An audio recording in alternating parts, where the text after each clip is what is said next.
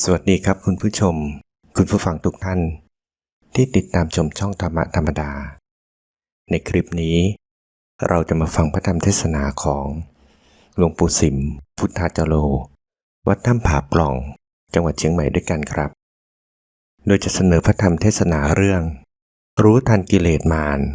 และเพียรปฏิบัติภาวนาเรามาฟังหลวงปู่สิมท่านเทศสอนด้วยกันครับ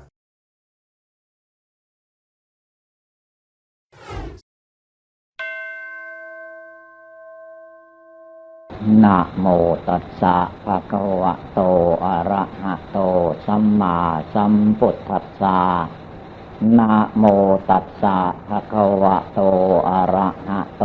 สัมมาสัมพุทธัสสะนะโมตัสสะภะคะวะโตอะระหะโตสัมมาสัมพุทธัสสะขอนอบน้อมแด่พระผู้มีพระภาคอรหันตสัมมาสัมพุทธเจ้าพระองค์นั้นต่อแต่นี้ไปเป็นโอกาสอันดีที่ชีวิตของเรายืนยาวข่าวไกลมาถึงวันเวลานั่งสมาธิภาวนาการนั่งสมาธินี้ให้พากันนั่งขัดสมาธิเอาขาซ้ายขึ้นมาทับขาขวาก่อนแล้วก็เอาขาขวาขึ้นมาทับขาซ้ายเอามือขวาทับมือซ้ายตั้งกายให้เที่ยงตรงตั้งใจฟังธรรมตั้งใจภาวนาจริงๆในช่วงเวลาที่เราฟังธรรมอยู่การฟังธรรมนี้ถ้าจิตใจเราจดจ่ออยู่ในการได้ยินได้ฟังก็เป็นเหมือนหนึ่งเป็นบริกรรมภาวนาอันหนึ่งไม่ให้จิตใจเราไปที่อื่นได้ด้วยการฟังธรรมการฟังธรรมนี้ท่านว่าเป็นบุญเป็นกุศลอันสำคัญยิ่งเพราะว่าสิ่งใดที่เราลังเลสงสัยในทานในศีลในภาวนาอันใดอยู่ช่วงขณะที่เราฟังธรรมนั้นจะแก้ความลังเลสงสัยในใจของเราได้ด้วยการฟังธรรมการฟังด้วยดีย่อมเกิดสติปัญญาคำว่าฟังด้วยดีในเวลาที่เราฟังให้มีสติความระลึกได้อยู่เสมอไม่ให้จิตพลั้งเผลอถ้าเรานึกบริกรรมภาวนาพุทโธก็ให้นึกได้ทุกลมหายใจเข้าออกให้จิตใจสงบระงับแน่วอยู่ในบริกรรมนั้นอุบายธรรมใดๆก็ตามถ้าหากว่ากำหนดจริงๆนำมาตักเตือนจิตใจของตนแล้วก็ดีมีประโยชน์ทุกอุบายธรรมท่านเปรียบอุปมาเหมือนอาหารที่มนุษย์คนเราบริโภคอาหารนั้นไม่เป็นพิษเป็นภัยเราบริโภคอาหารชนิดใดก็ตามย่อมยังชีวิตให้เป็นมาโดยลำดับคนเราทุกคนนั้นตั้งอยู่ได้ด้วยอาหารเกิดมาหลายสิบปีแล้วก็มีชีวิตที่เป็นมาได้ต่อวันต่อคืนต่อเดือนต่อปีต่อหลายสิบปีมานั้นอาหารเป็นเครื่องจุนเจือชีวิตให้เป็นมาการปฏิบัติธรรมก็เหมือนกันเราจะต้องอาศัยการนึกการเจริญท่านให้ชื่อว่าบริกรรมนึกน้อมสิ่งที่เรานึกน้อมให้ต่อเนื่องกันไปเพื่อตัดอารมณ์สัญญากิเลสตัณหาในใจของเรานั่นแหละให้มันขาดสะบั้นลงไปธรรมดากิเลสนั้นท่านว่ากิเลสมาร สังขารมารจิตที่ปรุงแต่งก็เป็นมารเป็นกิเลสสังขารมารกิเลสมารนี่แหละมันเป็นเหตุเป็นปัจจัยอยู่คือมันคอยหลอกลวงให้คนเราพลั้งเผลอลุ่มหลงขาดสติขาดสมาธิขาดปัญญาขาดวิชาความรู้ในทางพุทธศาสนาก็เพราะกิเลสมารสังขารมารจิตสังขารขันธมารรูปร่างกายธาตุสี่ขันธ์ห้านี้ก็เป็นตัวมารอันสำคัญถ้าใครรู้ไม่เท่าเอาไม่ทันตัวขันธมารนี้เวลาอยู่ดีสบายมันก็พาให้เพลิดเพลินอย่างหนึ่งก็เป็นทางหลงไปได้ทีนี้ถ้าเกิดเจ็บไข้ไม่สบายอดแอดมันก็เป็นอุปสรรคคือมันเอาความไม่สบายมาเป็นอารมณ์แทนที่จะเอาพุทโธพระพุทธเจ้าเป็นอารมณ์ไม่เอาความไม่สบาย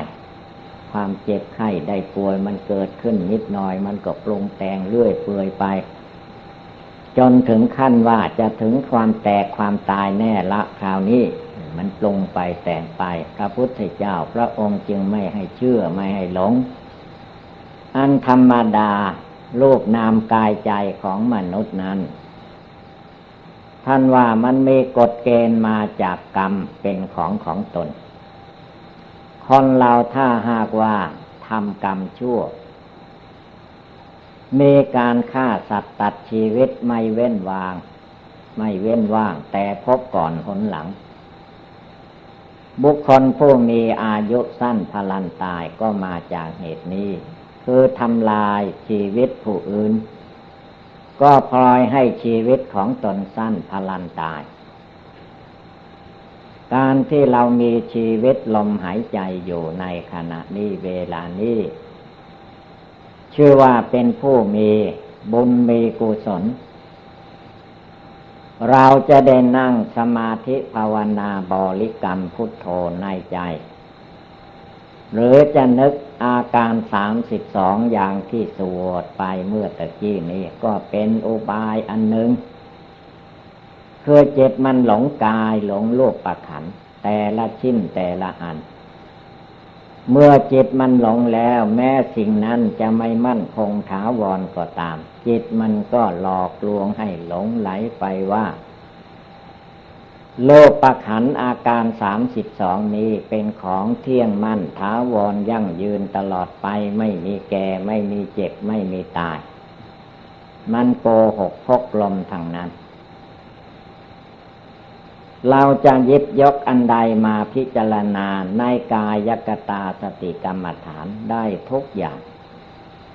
ถ้าจะเอาคำว่าปฏิกูลไม่สวยงามในร่างกายของเรานี่เต็มไปด้วยของไม่สะอาดมีประการต่างๆก็เต็มตัวเราทุกคนกำหนดไปเถิดเราจะรู้ได้เข้าใจแต่ว่าเมื่อไม่กำหนดไม่เพ่งดูมองแต่ผิวเผินอาการภายนอก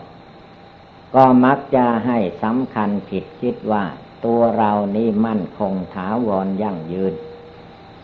ไม่มีแก่ไม่มีเจ็บไม่มีไข้และไม่มีตาย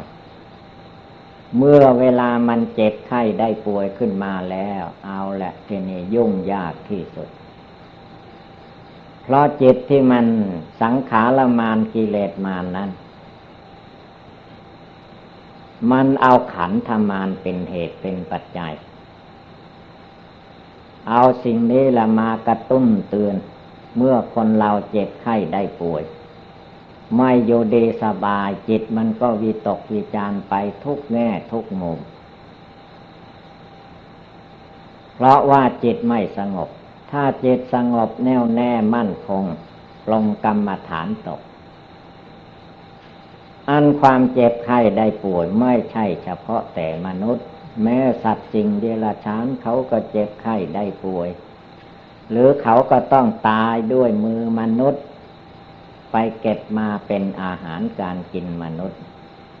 เรียกว่าบังคับบัญชาฆ่าชีวิตของสัตว์ทั้งหลายมาแต่มนุษย์คนเหล่านั้นไม่ได้สำนึกระลึกขึ้นมาในใจของตัวเองสิ่งใดที่ตนชอบพอใจก็ทำไปตามอำนาจนั้นดังนั้นบาปกรรมต่างๆมันจึงให้ผลแม้จิตใจของคนมุ่งหวังเพื่อจะให้ได้ความดีมีบุญกุศลก็ตามแต่สิ่งที่มนุษย์ประกอบกระทำอยู่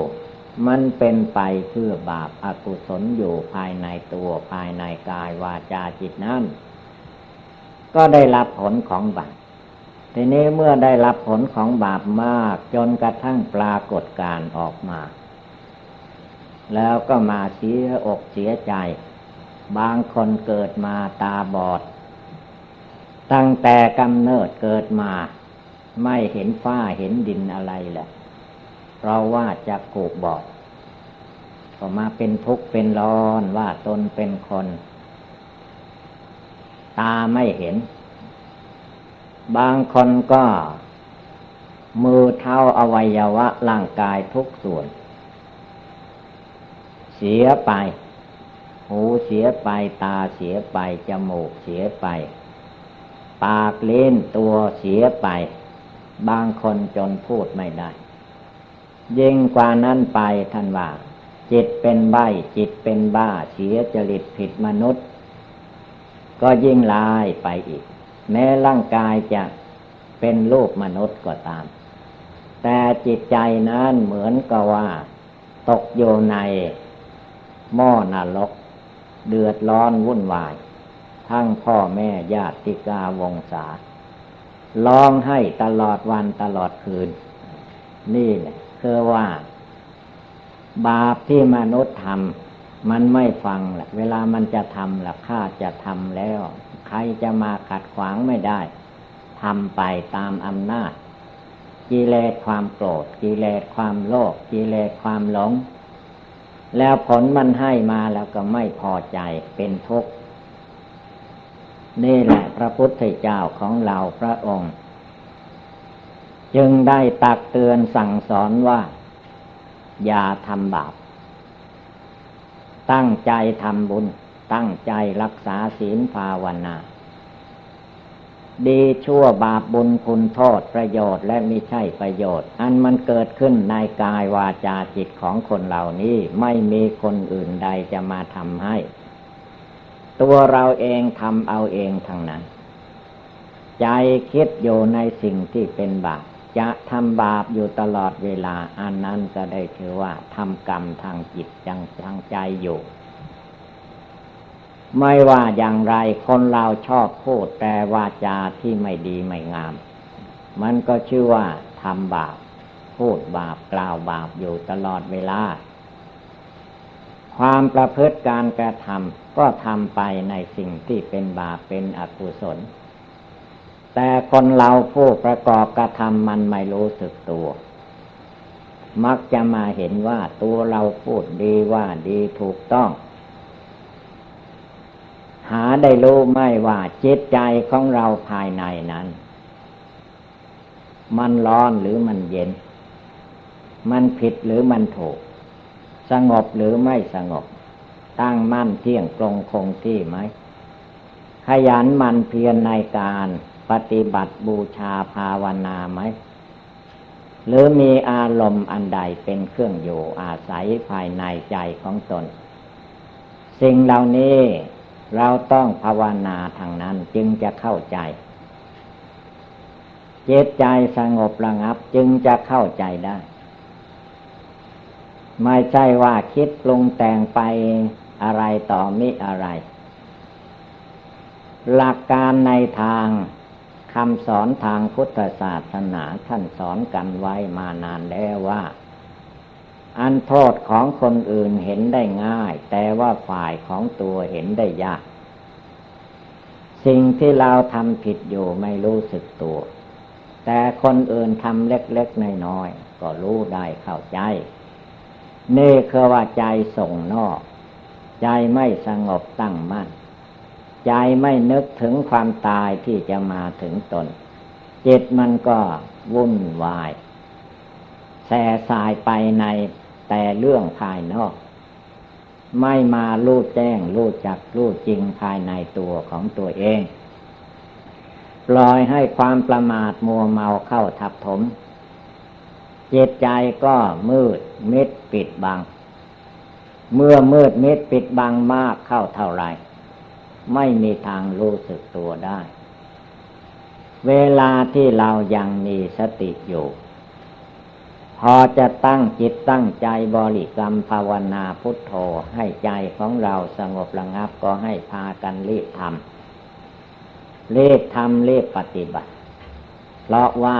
วันเวลาไม่ได้รอท่าใครชีวิตของคนเรานั้นมันไหลไปสู่ความแก่ความชราความเจ็บไข้และความตายอยู่ตลอดเวลาไม่ได้หยุดหย่อนถ้าผู้ปฏิบัติธรรมทั้งหลายมาเลือกการเลือกเวลาอยู่หมายว่าข้างหน้าเราจะทำอย่างนั้นอย่างนี้ทั้งหมดนั่นแหละอย่าไปเชื่อไปหลงเวลาปัจจุบันเป็นเวลาสำคัญอดีตอนาคตไม่สำคัญอดีตอนาคตมันปัจจุบันมันผ่านมาปัจจุบันจะไปถึงดวงจิตดวงใจในเวลาปัจจุบันสติ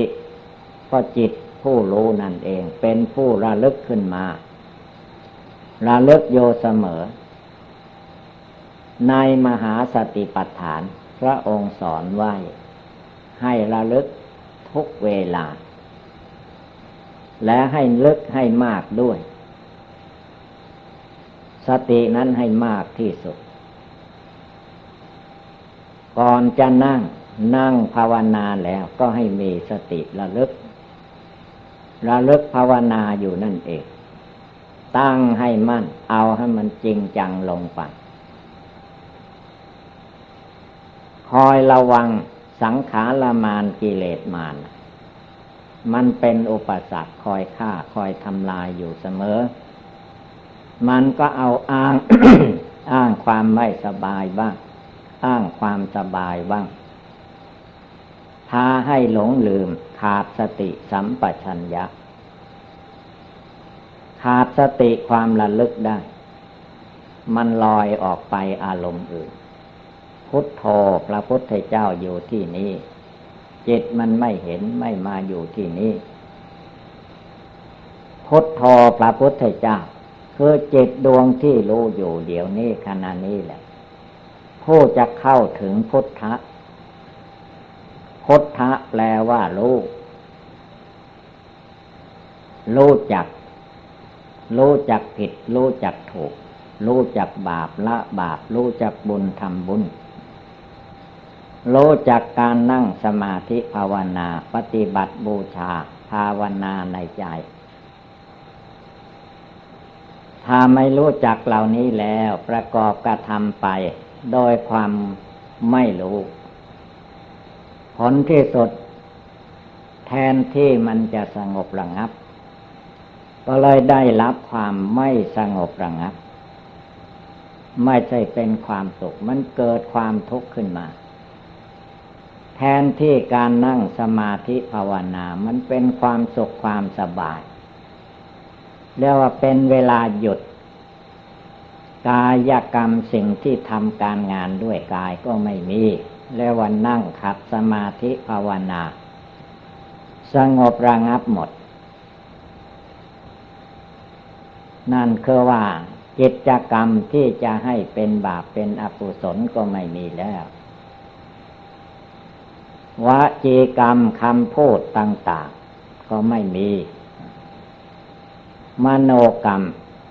จิตใจเราก็นึกน้อมอยู่ในบริกรรมภาวนานึกน้อมอยู่ในกายกตาสติกรรมฐานนึกอยู่เจริญอยู่ในศาสนาธรรมคำสอนพระพุทธเจ้า ทั้งกายทั้งวาจาทั้งจิตทั้งใจก็ทำความดีเป็นอันหนึ่งอันเดียวกันไปโดยตลอด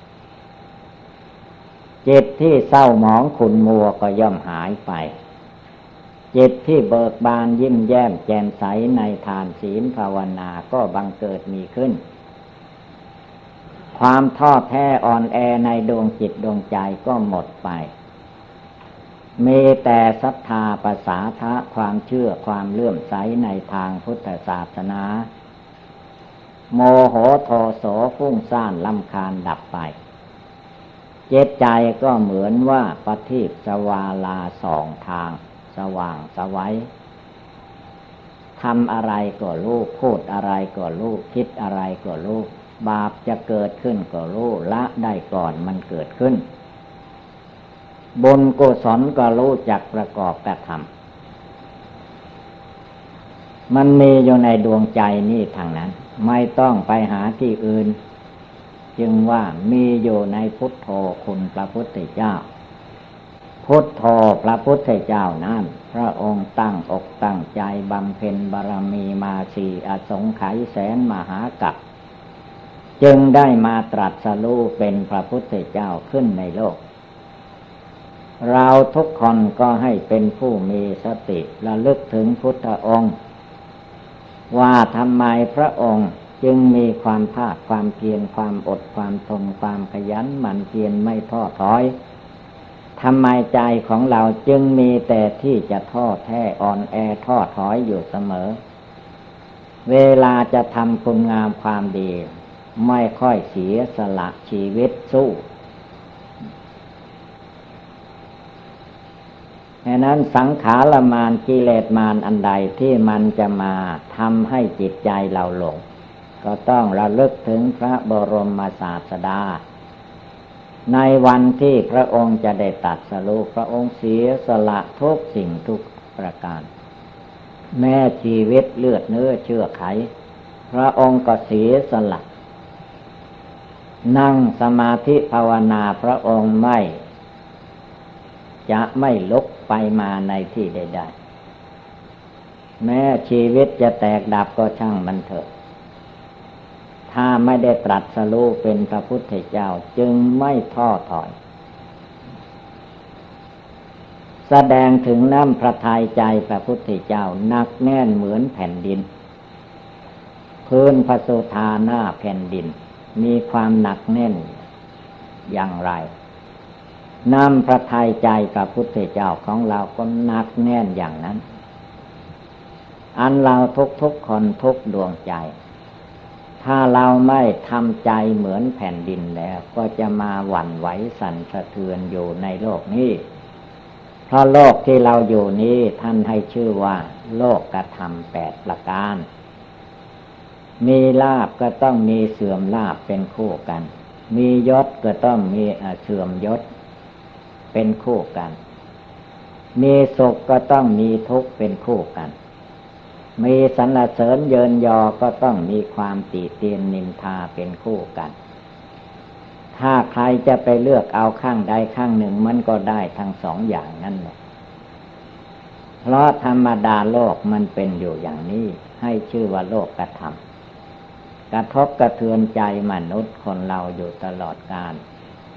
แต่คนเราผู้ไม่ภาวนาจิตใจไม่สงบมันก็จะเลือกเอาแต่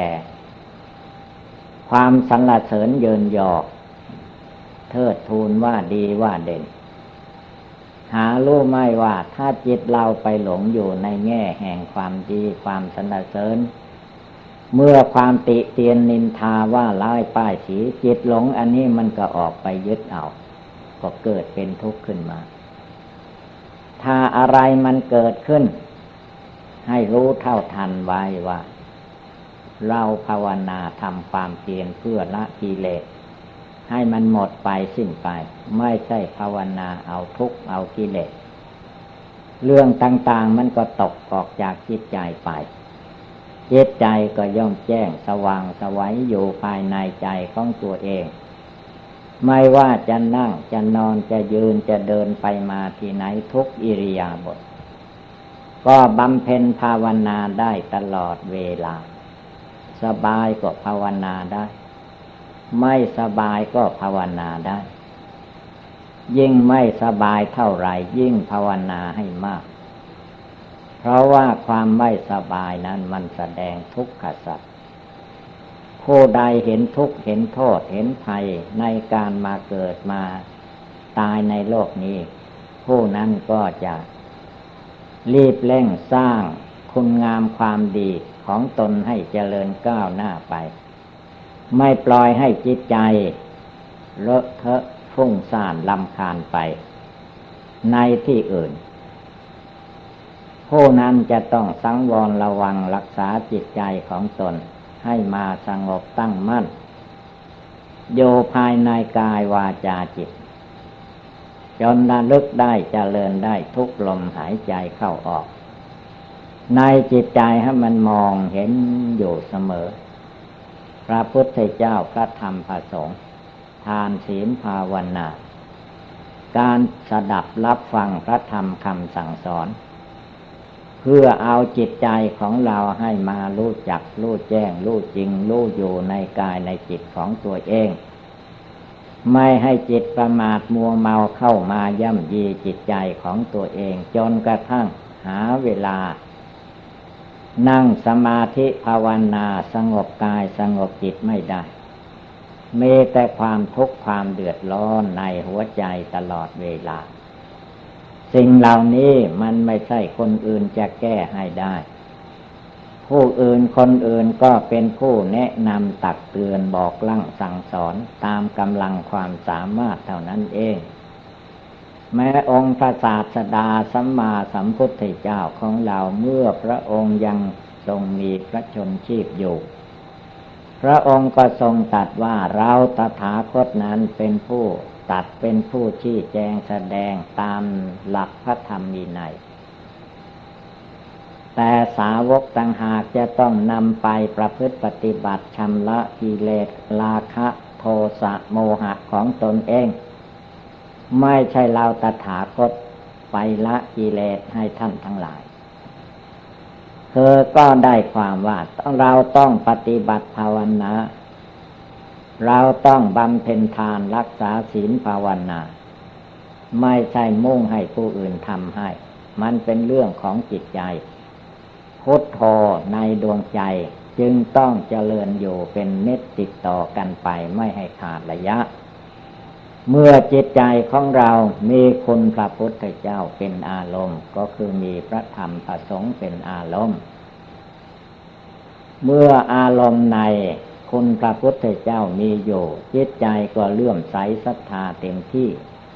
ท่านว่าบุคคลผู้ใดก็ตามไม่เลือกว่าหญิงชายคฤหัสถ์และบรรพชิตมีความเชื่อเลื่อมใสในคุณพระพุทธเจ้าเป็นอารมณ์ผู้นั้นแตกดับตายไปก็ย่อมไปสู่สวรรค์เทวโลกพรหมโลกไม่ไปสู่อบายภูมิด้วยอำนาจเลื่อมใสศรัทธาในคุณพระพุทธพระธรรมพระสงฆ์นี้จึงเป็นอุบายธรรมอันสำคัญยิ่งฉะนั้นเมื่อว่าเราท่านทั้งหลายทุกคนได้สดับแล้วให้จดจำนำไปประพฤติปฏิบัติตนก็จะมีแต่ความสุขความเจริญในทางพุทธศาสนาดังแสดงมาก็สมควรด้วยกาลเวลาเอวังก็มีด้วยประกาศนีสัพพิติโยวิวัชชันตุสัพพโลโควินัสสตุมาเตภวัตวันตรายโยสุขีทีคายุโกภวะอภิวาทนาสีริสนิจังวุธาปจายิโนจัตตารโอธรรมาวัฏันติอายุวันโนสุขังภาลัง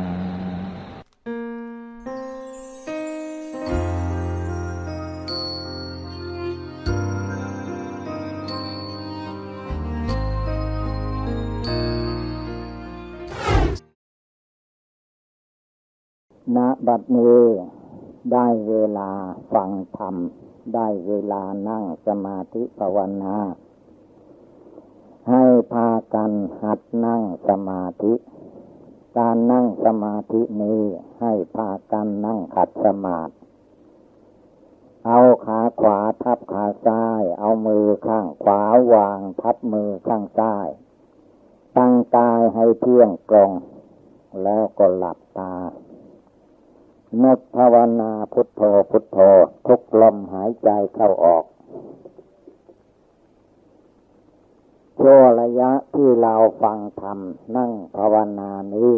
ให้พากันปล่อยวางอารมณ์ภายนอกจะเป็นความดีใจเสียใจยุ่งเหยิงในใจอย่างไรก็ตามเวลานี้ให้สลัดอารมณ์ที่ค้างอยู่ในจิตใจออกไปเมื่อเรานั่งเรียบร้อยก็ให้ตั้งใจรำลึกเอาคุณพระพุทธเจ้าพระพุทธธรรมพระสงฆ์ ให้น้อมเข้ามาในใจของเราไม่ให้ส่งไปภายนอกแล้วก็เอาคำว่าพุทโธพุทโธนี้เป็นชื่อของพระพุทธเจ้าเป็นพระนามของพระพุทธเจ้าให้เราเอามาเตือนใจพระพุทธเจ้านั้นไม่ใช่ท่านอยู่โดยเฉยๆก็เป็นพระพุทธเจ้าขึ้นมาก่อนที่พระองค์จะได้เป็นพระพุทธเจ้านั้นตั้งอยู่ในการทำบุญให้ทานรักษาศีล 5 ศีล 8 ศีลอุโบสถไหว้พระสวดมนต์เจริญภาวนามาเป็นอสงไขย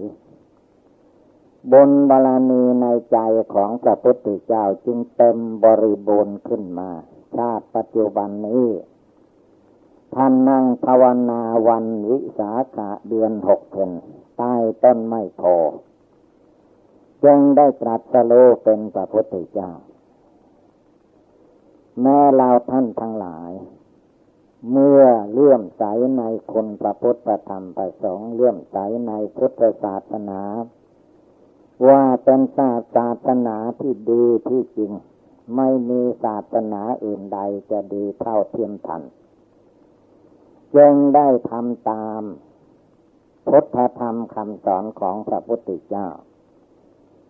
มีการไหว้พระสวดมนต์ก่อนหลับก่อนนอนแล้วก็นั่งกรรมฐานนี่แหละไม่มีอะไรสิ้นเปลืองเรียกว่าปฏิบัติบูชาปฏิบัติบูชานั้นเอากายวาจาใจเอาตัวเราทั้งหมดนี่แหละบูชาคุณพระพุทธเจ้าบูชาพระธรรมบูชาพระสงฆ์ถ้าเรารวมจิตใจของเราลงไปในใจได้ด้วยการบริกรรมพุทโธพุทโธหรืออุบายอื่นใดก็ตาม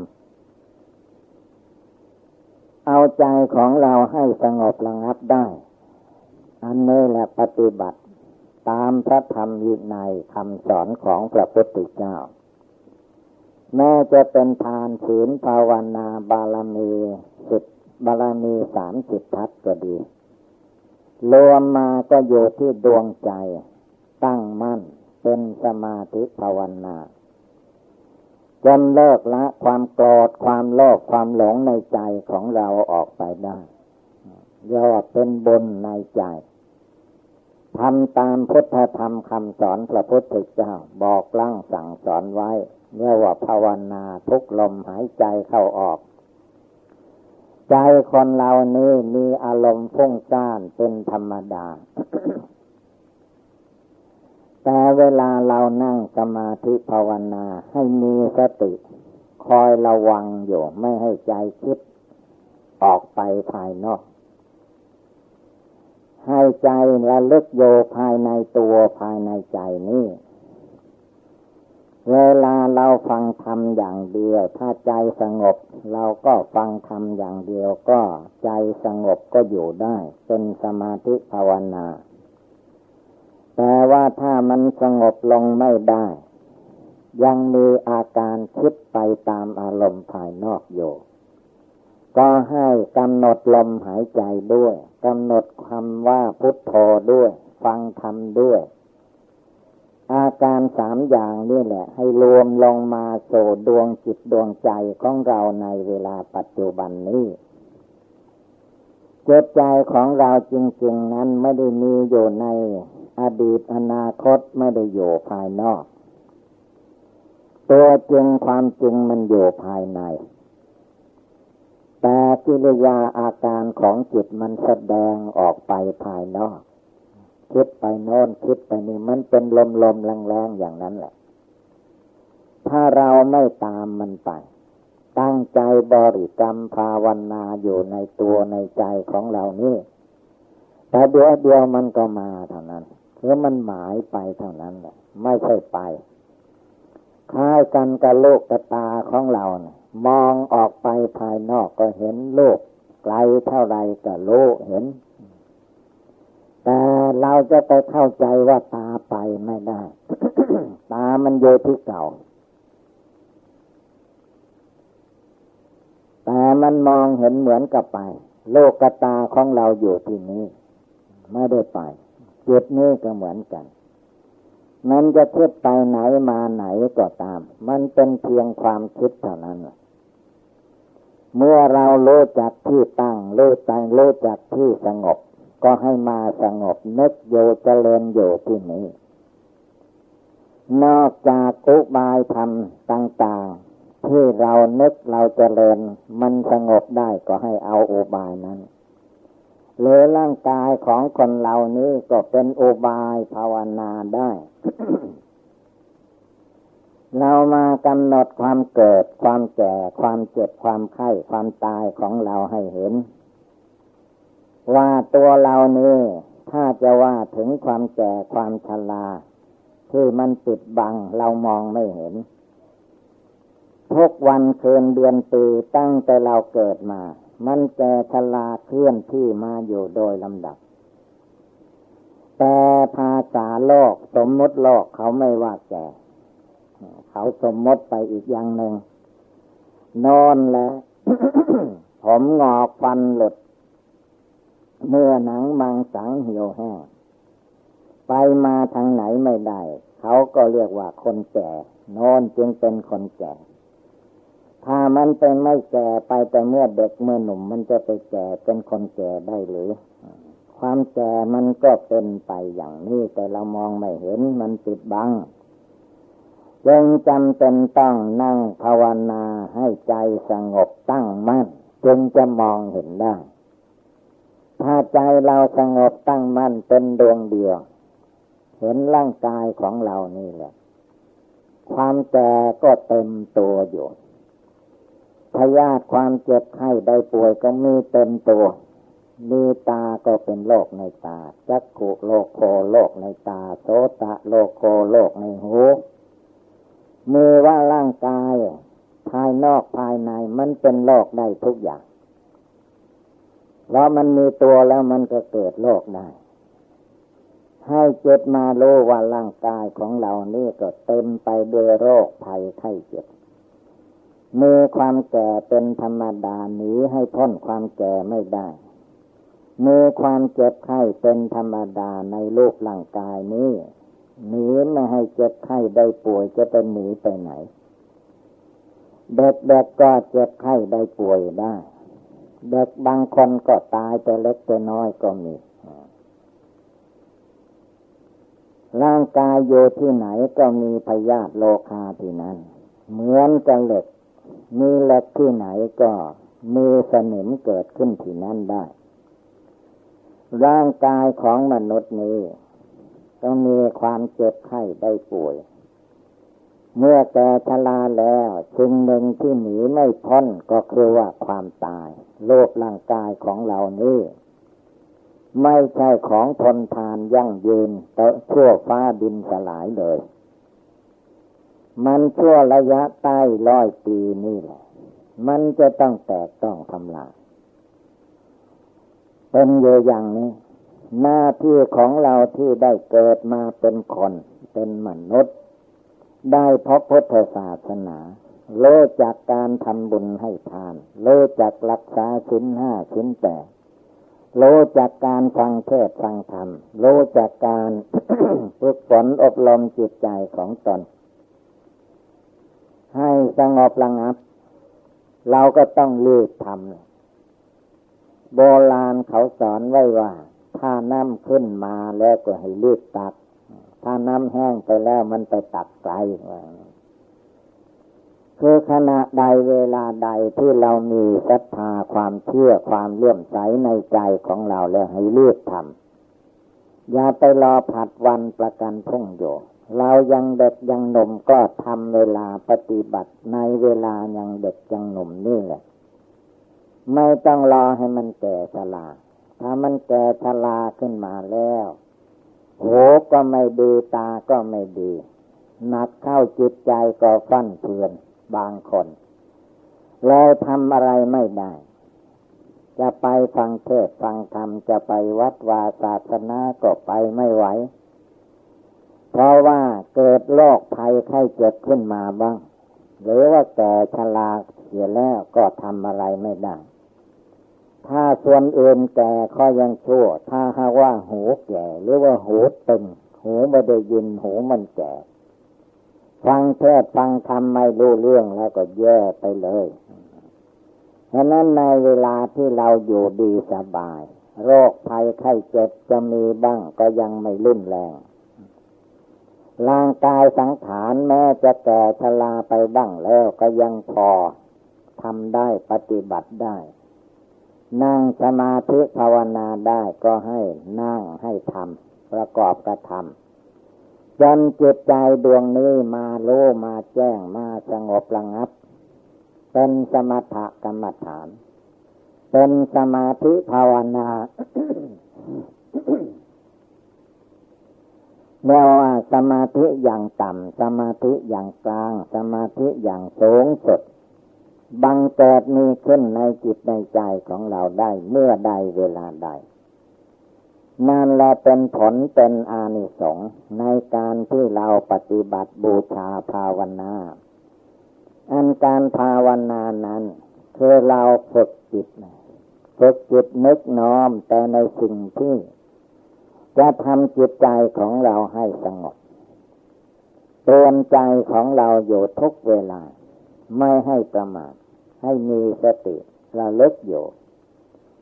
เราเห็นคนเกิดก็ให้เอามาเตือนใจเราเมื่อเราเกิดมามีความทุกข์อย่างนี้อย่างนี้เมื่อเห็นคนเจ็บไข้ได้ป่วยก็เอามาเตือนเราให้ได้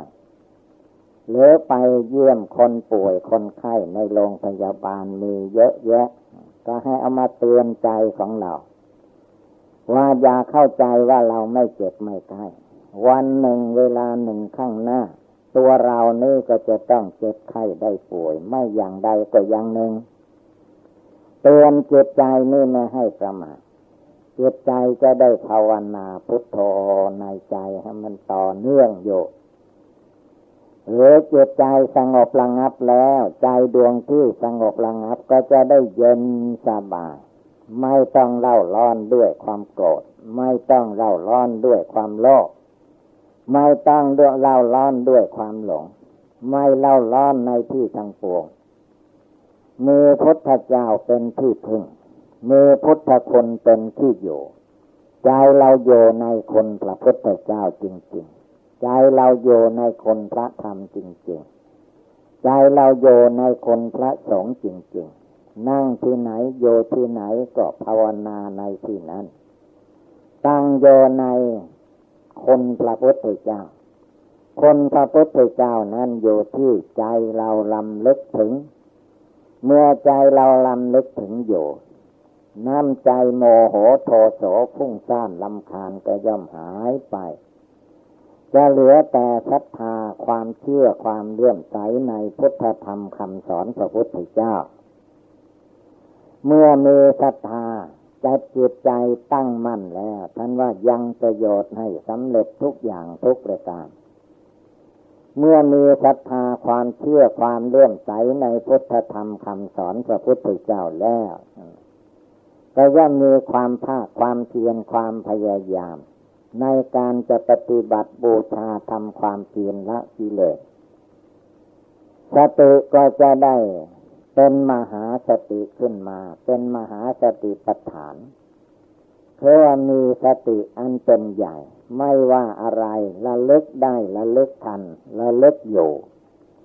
เตือนจิตเตือนใจของเราอยู่เมื่อเตือนใจนี่ได้อยู่จิตใจมันก็ตั้งมั่นเชื่อแน่แน่วแน่มั่นคงใจที่ฟุ้งซ่านรำคาญไม่สงบจิตใจดวงนี้เมื่อมีสติ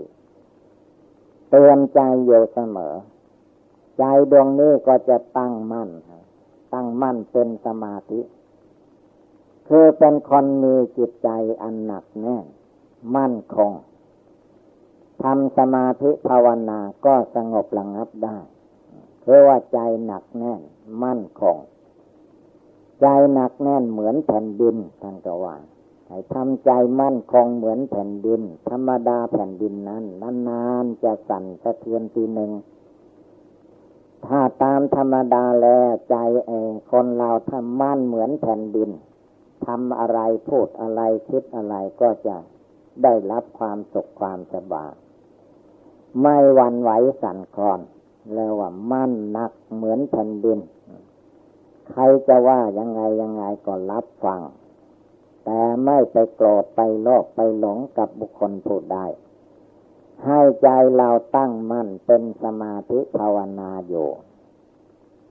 เรียกว่าใจเป็นสมาธิหมายถึงใจตั้งมั่นเมื่อใจตั้งมั่นได้จิตใจคนเรานี่ก็มีปัญญามันก็เกิดขึ้นที่จิตที่ใจสงบตั้งมั่น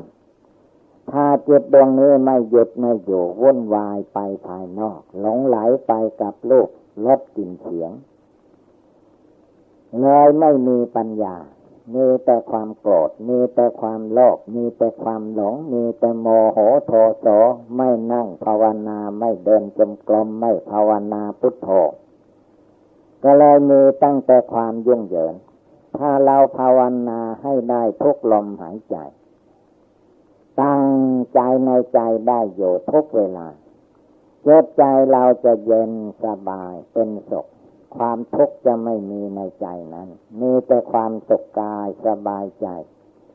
เรื่องเดือดเนื้อร้อนใจไม่มีเรียกว่าพระพุทธเจ้าอยู่ในใจพระธรรมเจ้าอยู่ในใจพระสังฆเจ้าอยู่ในใจทานอยู่ที่ใจศีลอยู่ที่ใจสมาธิปัญญาอยู่ที่ใจเรียกว่าศรัทธาวิริยะสติสมาธิปัญญาเรารวมจิตรวมใจของเราให้สงบตั้งมั่นได้ใจเราก็เยือกเย็นสบายเป็นสุขไม่มีความทุกข์ประการใดทุกลมหายใจเข้าออกเรียกว่าคนพระอยู่ในใจใจของเราอยู่ในคนพระมีพระอยู่ในดวงใจเรียกว่าพระภายในพระภาวนาคือจิตสงบระงับตั้งมั่นจิตไม่หวั่นไหวจิตโมโหโทโสฟุ้งซ่านรำคาญไม่มีจิตไม่เพ่งภายนอกจิตรวมเข้ามาอยู่ในตัวอยู่ในใจดูกายดูใจของเราอยู่ทุกเวลากายของเราส่วนที่เป็นธาตุดินเหมือนกับดินภายนอกร่างกายสังขารเราที่มีหนังหุ้มอยู่อันนี้เรียกว่าธาตุดินมีกระดูกเป็นของแข็งมีเนื้อหนังมังสังหุ้มห่ออยู่ในธาตุดินนี้ก็มีธาตุน้ำเลือดน้ำเหลืองจนถึงน้ำเหือน้ำไข่น้ำโมดก็เต็มอยู่ในตัวเรานี้ก็คือว่าธาตุน้ำนั่นเองในร่างกายนี้มีความร้อนมีความอบอุ่นร่างกายนี้ก็คือธาตุไฟลมพัดผ่านไปมาในร่างกายสังขารจนถึงลมหายใจเข้าออกก็คือธาตุลมนั่นเองร่างกายตัวตนคนเราที่สมมติว่าเป็นตัวเราของเราก็คือจิตมาหลงสำคัญผิดคิดว่าธาตุดินเป็นเราธาตุน้ำเป็นเราธาตุไฟธาตุลมเป็นเราเมื่อเจ็บไข้ได้ป่วยก็ธาตุทั้งสี่นี่แหละมันเจ็บไข้ได้ป่วยจิตนี้ภาวนาละไม่ออกก็เลยมาสำคัญว่าเราเจ็บเราไข้เราไม่สบายเราทุกข์เราเดือดร้อนแท้ที่จริงธาตุดินเขาเดือดร้อนต่างหาก ธาตุน้ำธาตุไฟเขาเดือดร้อนต่างหากธาตุสี่ขันธ์ห้าอายตนะทั้งหลายเขาวุ่นวายเดือดร้อนใจคนเรามันมายึดถือต่างหากถ้าไม่ยึดถือแล้วมันไม่ทุกข์ไม่ร้อนคือดินมันเจ็บก็ให้ดินมันเจ็บไปยึดใจเราเป็นผู้รู้อยู่อย่าได้ไปยึดเอาถือเอาความยึดถือนี่แหละมันเป็นทุกข์ใจเป็นทุกข์ในโลกก็คือมันทุกข์ในใจทุกคนนั่นเองถ้าจิตนี้มากำหนดพิจารณาเห็นได้ว่าความจริงแล้วมันไม่ใช่ตัวเราความเห็นว่าตัวเราของเรามันเป็นความเห็นไม่ตรงทำความเห็นใหม่ว่าถึงเป็นตัวเราก็เป็นโดยสมมุติให้มันเป็นถ้าแท้มันไม่ได้เป็นอย่างความเจ็บไข้ได้ป่วยเมื่อมันบังเกิดมีขึ้นในร่างกายสังขารของเราเราบอกได้ว่าฟังหรือว่าอย่าเจ็บอย่าแก่อย่าตายบอกไม่ได้มันจะเป็นอะไรมันก็เป็นไปอย่างนั้นนั่นแหละท่านว่าฝึกวิชาปล่อยวางไว้สิ่งใดมันห้ามไม่ได้บอกไม่ได้ก็อย่าไปยึดไปถือมันเกิดที่ไหนก็ดูให้มันแจ้งในใจมันตั้งอยู่อย่างใดก็ดูให้มันแจ้งในใจแล้วมันแตกมันดับไปก็มันเป็นเรื่องของธาตุดินน้ำไฟลมเป็นเรื่องสมมติในโลกจิตของเราก็ภาวนาอยู่เย็นสบายใจอยู่พุทโธอยู่ในใจจิตใจสว่างไม่เดือดร้อนวุ่นวายแล้วจิตภาวนาจิตเมตตาภาวนาแก่ตนแล้วเมตตาตนเมตตาแก่สัตว์เมตตาแก่คนอื่นและต้องเมตตาจิตใจของเราไม่ให้วุ่นวายไปที่อื่นให้มาสงบตั้งมั่นอยู่ในจิตในใจนี้จริงๆเมื่อตั้งมั่นลงไปได้มากเท่าไรความรู้ความฉลาดความสามารถอาจหารก็บังเกิดมีขึ้นในจิตในใจนี้คำว่าอุปทานความยึดถือเป็นทุกข์เมื่อยึดร่างกายตัวตนสัตว์บุคคลอย่างนี้ก็เป็นทุกข์คำว่ายึดถือนี่อย่าว่าเป็นมันอยู่ในตัวเราเลยอย่างว่าคนอื่นสิ่งของภายนอกมันอยู่นอกหรือคนอื่นอย่างนี้มันก็เป็นคนละตัวแต่ว่าถ้าคนไหนที่เรายึดว่าเป็นลูกเต่าหลานเหลนพ่อแม่ปู่ย่าตายายของเราจริงๆแล้วเราจะไม่ให้สิ่งเหล่านั้นพัดพรากจากตัวเราไม่ให้สิ่งเหล่านั้นจากเราไปมันได้เมื่อใดคิดดูแต่ว่าตัวเรานี้นั่งฟังธรรมอยู่นี่ภาวนาพุทโธอยู่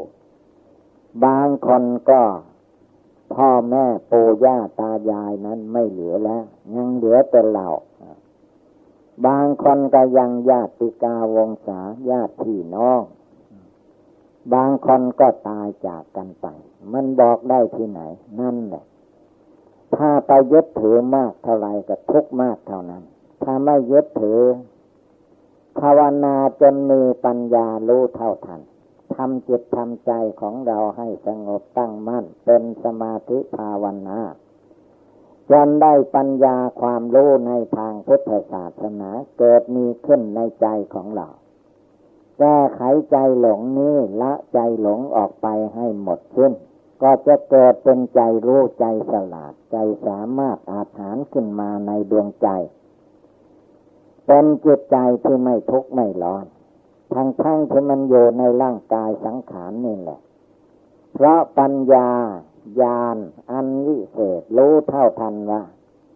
เป็นตัวเราของเราโดยสมมุติเป็นตัวกูของกูโดยสมมุติเท่านั้นสมมุติให้เป็นธาตุแท้ความจริงมันไม่ได้เป็นของใครธาตุดินภายนอกมันเป็นของใครธาตุน้ำภายนอกมันเป็นของใครธาตุไฟธาตุลมภายนอกมันเป็นของใครมันเพียงสมมติให้เป็นเท่านั้นกายวาจาจิตของเรานี้ก็เป็นที่มาอาศัยไม่ใช่เป็นของเราแท้มาอาศัยรูปร่างอันนี้บำเพ็ญปฏิบัติบูชาฟังเทศน์ฟังธรรมประพฤติปฏิบัติ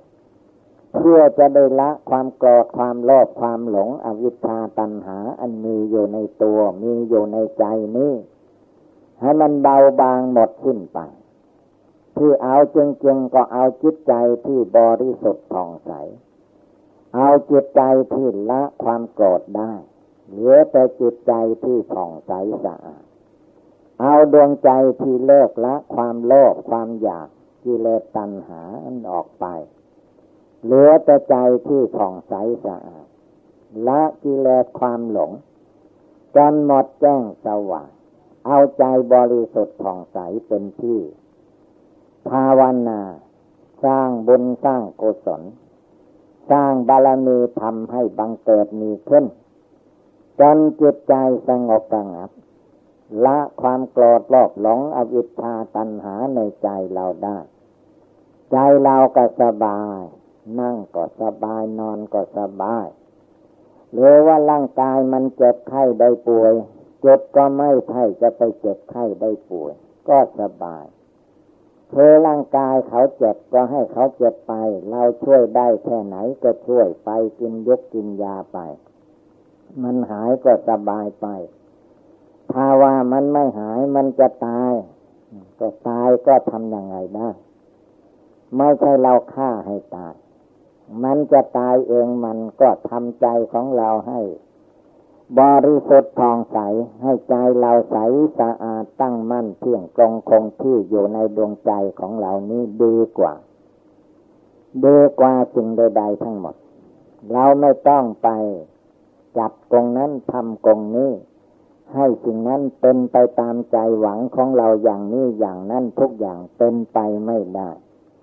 พระพุทธเจ้าพระองค์มาทำความเพียรภาวนาจนเลิกละความยึดหน้าถือตาความยึดตัวถือตนความยึดเรายึดของเราออกไปที่พระพุทธเจ้าตรัสรู้พระอนุตตรสัมมาสัมโพธิญาณก็คือตัดละกิเลสความโกรธความโลภความหลงในใจของพระองค์หมดสิ้นไปพร้อมทางวาสนากิริยากายวาจาอันใดไม่เรียบร้อยพระองค์ก็เรียบร้อยหมดเมื่อว่าพระองค์ละสิ่งที่ไม่ดีออกไปยังเหลือแต่สิ่งที่ดีมีประโยชน์ไม่มีทุกข์โทษประการใดจึงให้เชื่อว่าพระพุทธเจ้านั้นเป็นสัทธาเทวมนุษย์สานังเป็นผู้สอนของมนุษย์และเทวดาโลกวิทูพระพุทธเจ้าเป็นผู้รู้แจ้งโลกไม่ว่าโลกภายนอกไม่ว่าโลกภายในโลกกิเลสตัณหาพระองค์ก็ยิ่งรู้โลกพื้นแผ่นดินพระองค์ก็รู้ไม่มีสิ่งใดที่พระพุทธเจ้าไม่รู้เมื่อว่าพระองค์แจ้งโลกแจ้งธรรมแจ้งหมดทุกอย่างทุกประการจนได้ญาณอันวิเศษละกิเลสในใจของพระองค์ให้หมดไปสิ้นไปได้และยังสอนสาวกทั้งหลายมนุษย์ก็สอนเทวดาก็สอนอินทร์พรหมยมยักษ์ก็สอนให้ภาวนาทำความเพียรละกิเลสเมื่อท่านสอนทุกสิ่งทุกอย่างมนุษย์พุทธบริษัททั้งนักบวชนักบ้านในสมัยนั้นตั้งแต่เท้าพญามหากษัตริย์ลงมาก็ตั้งอกตั้งใจปฏิบัติบูชาภาวนาละกิเลสได้สำเร็จเป็นพระโสดาสำเร็จเป็นพระสกิทาคาสำเร็จเป็นพระอนาคาสำเร็จเป็นพระอรหันตาชินาศชีวิตแตกดับก็เข้าโสนิพพานอันเป็นสถานที่ไม่กลับกอกหลอกลวงมีความสุขสบายอย่างเดียวความทุกข์หมดไปแล้วพระองค์ต้องการจุดนี้ที่ตัดพระธรรมเทศนาทั้งมนุษย์และเทวดาอินทร์พรหมทั้งหลายให้พากันปฏิบัติบูชาภาวนาทำความเพียรละกิเลสเอาจนให้มันหมดไปสิ้นไปอย่าได้ถอยความเพียรเมื่อความเพียรความหมั่นความขยันของคนเราบังเกิดมีขึ้นในตัวในใจได้แล้วนั่นแหละเป็นทางที่จะพ้นทุกข์ เมื่อมีความอดความทนความเพียรปัญญาความรู้ความฉลาดนั้นก็มีขึ้นมาที่นั้นมีสัจจะมีอธิษฐานมีเมตตาแก่ตนแก่คนแก่สัตว์มีเมตตากรุณามุทิตาอุเบกขามันก็เกิดขึ้นในใจที่มีความสงบตั้งมั่นในธรรมะปฏิบัตินี้เองมันไม่ใช่ว่ามาจากที่อื่นไม่มีเทพดาอินทร์พรหมยมยักษ์ที่ไหนเอามาให้มันเป็นการประกอบกระทำของเราท่านทั้งหลายทุกคนโดยเฉพาะคือว่าการภาวนาบริกรรมทำใจให้สงบตั้งมั่นเป็นข้อแรกอะไรกระทบตากระเทือนหูก็ไม่หวั่นไหวไม่หลงไหลว่าทำใจให้สงบอยู่ตั้งมั่นอยู่เพียงเพ่งเห็นว่าความเกิดเป็นทุกข์อย่างนี้ถ้าเกิดมาก็ทุกข์อย่างนี้อีกความแก่เป็นทุกข์ถ้าแก่มาก็เป็นทุกข์อย่างนี้ความเจ็บไข้ได้ป่วยเป็นทุกข์ก็คือว่าจิตมันเป็นทุกข์ความตายเป็นทุกข์ก็ไม่ใช่ว่าตายแล้วมันเป็นทุกข์ก่อนจะตายนั้นว่ามันทุกข์ที่สุดทุกข์จนกระทั่งจิตใจอยู่ไม่ได้ในร่างกายตัวตนนี้เราเจ็บไข้ได้ป่วยตั้งแต่เกิดมาว่าทุกข์ขนาดนอนในเสื่อในหมอนมันก็ยังไม่ทุกข์เท่าวันใกล้จะตายเวลาใกล้จะตายเวลาคนเราใกล้จะตายนั้นท่านว่าทุกข์ที่สุดทุกข์จนกระทั่งอยู่ไม่ได้จึงเรียกว่าตายไม่ใช่ว่าตายแล้วมันไปทุกข์อันตายแล้วไปทุกข์ตกนรกอเวจีไปเกิดในที่ทุกข์นั้นก็คือว่ากรรมของตัวเองทำมาอย่างไรก็จะไปตามผลกรรมที่ตนกระทำไว้อันนั้นเป็นส่วนหนึ่งอันส่วนที่พระองค์ทรงตรัสว่าความตายเป็นทุกข์เพราะว่าความเจ็บปวดทุกขเวทนาในเมื่อเวลาความตายจะมาถึงจริงๆนั้นแสนสาหัสทนไม่ไหวแต่ถ้าใจของเราตั้งมั่นมีสติมีสมาธิมีปัญญารอบรู้อยู่ในใจไม่ยึดมั่นถือมั่นในตัวเราของเราในตัวข้าของข้าตัวกูของกูอะไรต่อนี้อะไรเหล่านี้เลิกละออกไปได้ใจก็สะดวกสบายแน่วแน่มั่นคงแล้วจะได้นำไปฝึกฝนอบรมจิตใจของตนอยู่ที่ไหนก็ทำสมาธิภาวนาที่นั้นสอนจิตสอนใจของเราให้สงบระงับในที่นั้นๆแล้วความรู้ความเข้าใจมันก็ไม่ใช่ว่ามาจากที่อื่นมันเกิดขึ้นที่ใจที่มีความฝักใฝ่เอาใจใส่ในข้อปฏิบัติของตนอยู่ตลอดเวลาเพ่งมองแต่ในทางที่ดีมีประโยชน์จิตใจก็ย่ำเข้มแข็งสามารถอาจหารแต่ก่อนเราทำไม่ได้ถ้าเราตั้งใจขึ้นมามันทำได้ความโกรธละไม่ได้แต่ว่าถ้าเราตั้งใจภาวนาจริงๆมันเป็นของละได้ใครก็มีเหมือนกันแม้องค์พระพุทธเจ้าของเราเมื่อยังไม่ได้ตรัสรู้เป็นพระพุทธเจ้าความโกรธความโลภความหลงมันก็มีเหมือนกันแต่เมื่อพระองค์มาภาวนาทำความเพียรละกิเลสทำจิตใจให้บริสุทธิ์ลดพ้นออกจากสิ่งเหล่านั้นความโกรธโลภหลงมันก็อยู่ไม่ได้เพราะใจไม่หลงแล้วใจรู้แจ้งแทงตลอดในธรรมฉะนั้นเมื่อว่าเราท่านทั้งหลายพากันได้ยินได้ฟังแล้วก็ให้ตั้งอกตั้งใจกำหนดจดจำนำไปประพฤติปฏิบัติก็คงได้รับความสุขความเจริญวังก็มีด้วยประกาศนียะถาวาลิวหาปุราปาริปุเรนติสาคลังเอวเมวะอิโตทินังเตตานังอุปกัปปติอิทิตังปัสสิตังตุมหังจิตตัมเมวะสมิจฉโตสัพเพปุเรนติสังกัปปาจันโทปนลาโสยะถามณิโสติระโสยะถาสัพพิติโยวิวัชชันโตสัพพโลกโควินัสโต มาเตภวัตวันตรายโยสุขีตีฆายุโกภวะอภิวาทนาสีริสนิจจังวุฒาปจายิโนจัตตารโอธรรมาวัฏันติอายุวันโนสุขังภาลัง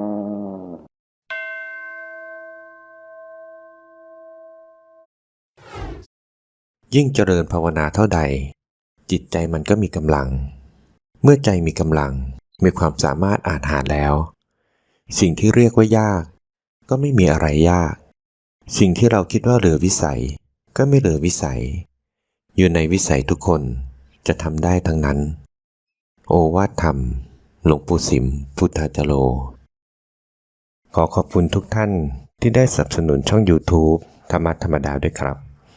ทุกครั้งที่ท่านดูอย่าลืมช่วยกันกดไลค์กดแชร์เพื่อเป็นการทำให้คลิปธรรมะของเราได้มีการเผยแพร่ออกไปมากขึ้นและที่สำคัญอย่าลืมกดติดตามช่องธรรมะธรรมดาด้วยนะครับขออนุโมทนาบุญกับทุกท่านที่ร่วมรับฟังด้วยกันครับสาธุ